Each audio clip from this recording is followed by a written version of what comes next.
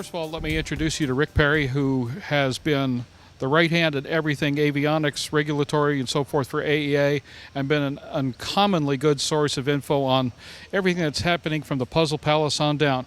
Rick, as I understand it, we've got kind of a serious issue to discuss today on Aero-TV and airborne. Yes, we do. The FAA has a proposal out on repair station regulations that is pretty much going to shut down a bunch of mom and pop shops. The smaller repair stations that simply are not going to be able to step up to the plate. But more importantly, this whole thing is dependent on the FAA's efficiency and be able to issue 4,000 certificates in 60 days. Okay, the words or the phrases FAA and efficiency in the same sentence don't usually work together too well.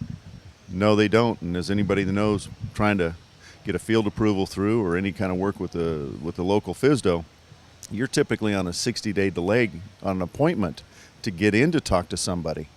And essentially, this proposal relies on the FAA's efficiency to reissue every repair station certificate before the 24 months expires, because the current 145 regulation simply expires.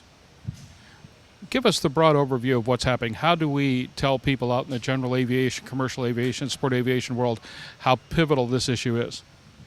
This is the third time we've gone through this. In 1999, 2000, we did a review of this, major rewrite on 145. The public spoke, and the public said no. Well, that wasn't good enough. 6 years later, the FAA proposed it again. We're at it again. One more time, 6 years later, we're doing it all over again. This particular case is extremely concerning because the comment period closes on August 20th. It's when people go back to school. It's when the families are coming back from vacation. And whether it was intentional or not, the ability for this proposal, this ill-conceived proposal, is going to be predicated on people's ability to comment. And that's a real problem. For the heavy shops, there's some nuances in here. There are going to be some real problems. For the small shops, it's going to be debilitating. Avidyne is the brand of choice for pilots who want innovative, easy-to-use avionics, and the new IFD 540 and 440 FMS GPS NavComs set a new standard for ease of use and simplicity.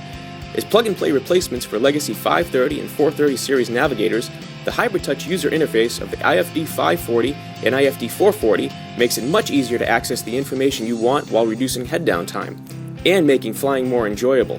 Now you have a choice, and the choice is easy. Avidyne.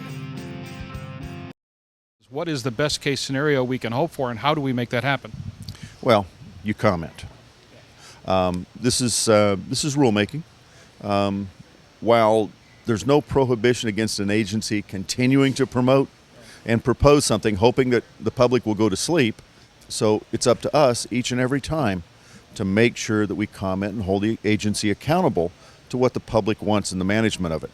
When we look at the transition to this new 145, it basically says the repair station must apply for a new certificate within 24 months or within 60 days before the expiration of the rules.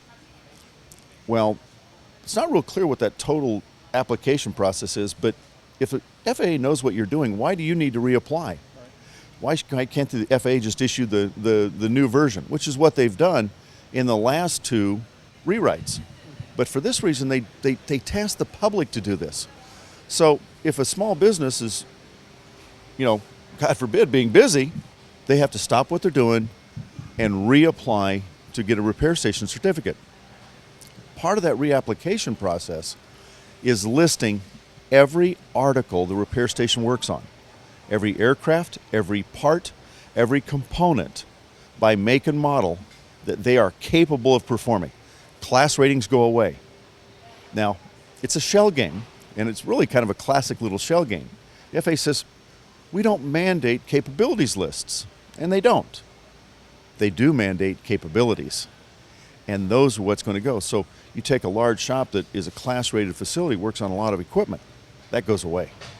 And basically, they're all going to be limited. They're all going to have listed capabilities and a 24-month review to this, so that if you're a component shop working on 1,000 items, you have to revalidate 1,000 items every 2 years.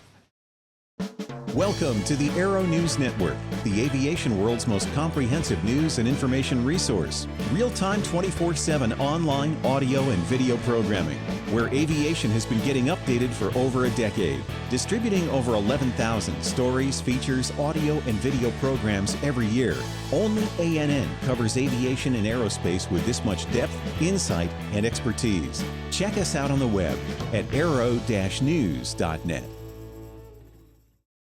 What is behind all this when they know darn well they can't handle what they've got already?